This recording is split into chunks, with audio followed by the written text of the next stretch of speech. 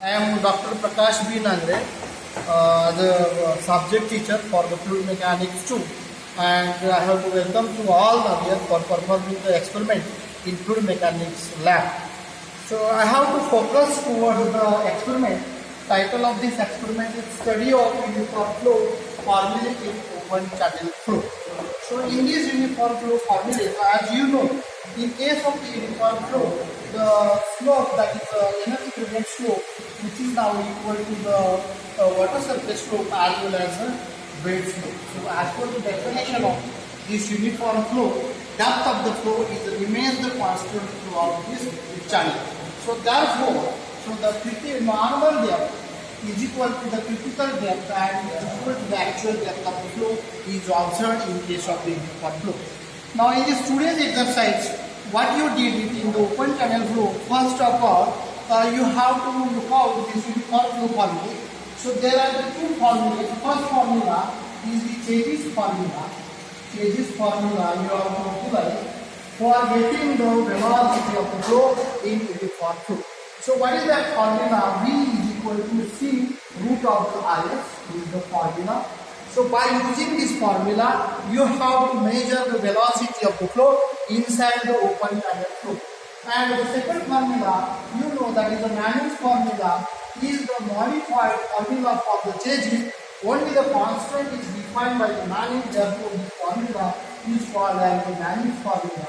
And this Manning's formula is nothing but V is equal to 1 by N, R raised to 2/3, S raised to N. So where C is the Chase's constant, it has a range from the 60 to 180.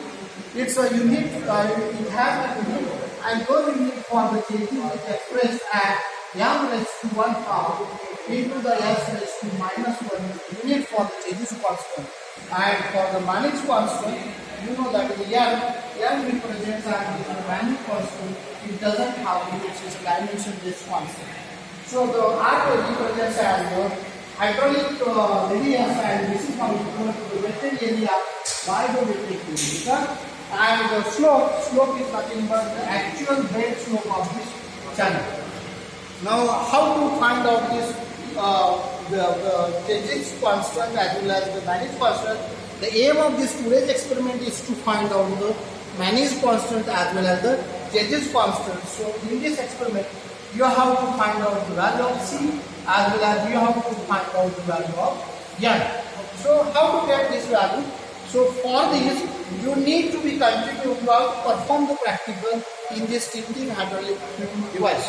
Now in our laboratory, fluid mechanics laboratory, we have the big instrument of this tilting hydraulic fluid. Its dimension is 6 meter length, 30 centimeter is the width, and the depth of this channel is the 30 centimeter depth. So let us move towards this experiment, this experimental setup. Please go there. And this is of the 15 hydraulic fluid. So in this 15 hydraulic fluid, you know there are 3 compartments. In the first compartment, we have to take the input value, where you have to control the inflow flow by using this input here. And the measurements that have been taken into this section, it is totally made it with the acrylic set so that the reading can be observed. And whatever the depth of the flow is going to be measured with the help of this pointer gauge. So the pointer gauge is also utilized to measure the actual depth of the flow. So for getting the measurements of the depth of the flow, which represents as Y value, so how to get it in uniform flow? There is a need to maintain the uniform slope or maintain the slope of this tilting fluid by adjusting this hydraulic jack, and with the help of the hydraulic jack, you are going to be achieve the uniform flow inside the tilting hydraulic fluid, and you need to take down the readings for the slope. So on this vertical scale, you have to take down the readings as a part of this one. So therefore, you will be getting the information about the slope of this channel. Then you have to proceed how to perform this experiment. Now, by performing this experiment with the help of this tilting hydraulic fluid, there is a need to take down the measurements of the depth of the flow. So for this uniform flow is actually open channel flow. You cannot consider one depth, so there is a need to get the measure the entire 3 depths so that you will be taken the average value. This is the in open channel flow, turbulent flow is also occurred. So due to this reason, you need to take down the average depth of the flow. So let us start this device, and the discharge, the discharge is going to be measured inside the tube by using this orifice meter. We have to utilize this orifice meter, and as per the formula, the simplified formula, we have to utilize for measuring the discharge inside the flume, which is now equal to 2.64 into 10 raised to minus 3 into the root of the h. So the head of the water possessing, with the help of this orifice meter, you need to be measured with the help of this gauge. Gauge is also attached with this device.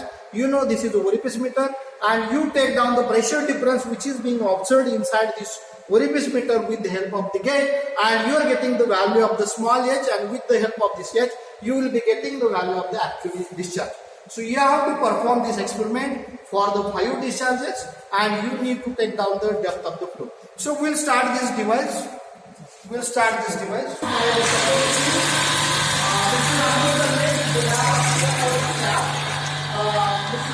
to take also the lab region or this and the lab in the attendant of this lab network, they are going to attend this device and they are going to perform this experiment. Now we will start the discharge. So the discharge is going to be adjusted with the help of inlet gauge. This is the inlet gauge and this is the outlet gauge. So we are going to try to adjust this setup of the tool. And our main aim is to maintain the uniform depth of the tool. Our main aim is to maintain the uniform depth of the tool. So the water is going to be closed inside the channel, and both the depth of the flow is going to be maintained by adjusting the slope of the filtering pattern tool. So let us see, you have to observe the actual depth of the flow. And there is one additional thing is there. While work out the measurements for this uniform flow experiment, you have to measure the critical depth. Critical depth, which is very much important in case of the uniform flow.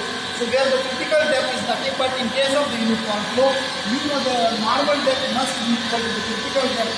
So the depth of the flow is going to be compared, is going to be checked with the help of the critical depth. So the critical depth, as you know the formula, small p square by p raised to 1 third, small p to the unit discharge inside the tube, and that is going to be obtained as the ratio of capital P to 1 to P to the width of the tube. So let us see the experiment. You have observed the actual depth of the tube.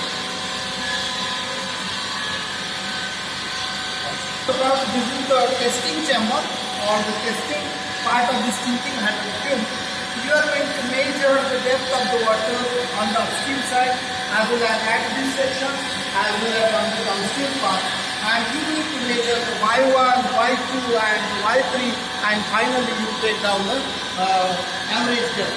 So first of all, you take this trolley, this is a moving trolley which is going to be attached on this tilting handle tube, and you need to take down the observations with the pointer gauge. So see how to take down the reading. First of all, you touch this pointer gauge to the bottom, note down the initial reading, Then we will raise the pointer gauge where the pointer should be touching to the top of the water. You will be getting the final value. So the difference of these two will be getting the depth of the water at the first stage, that is Y1. Then second part, you have to move this trolley, moving trolley, over the midsection of this channel,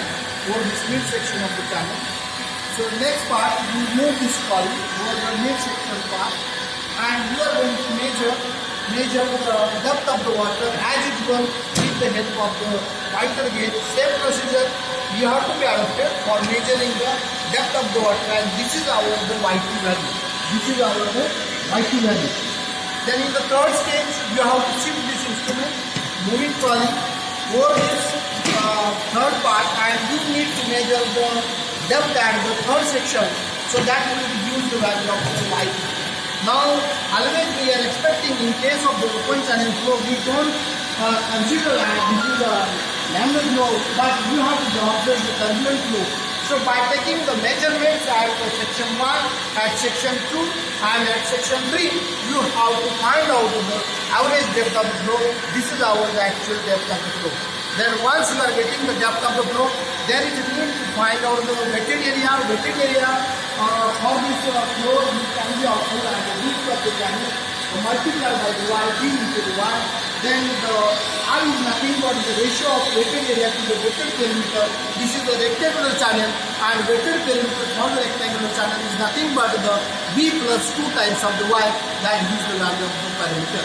So finally you got the value of the hydraulic mean depth, and you are going to find out the changes constant and the manic constant. Already you have understood the thinking thing with the slope that will give the value of the s, and you know you have to refer the changes formula and manic formula, and finally you find out the c value and the n value by using this experiment. So you have to make the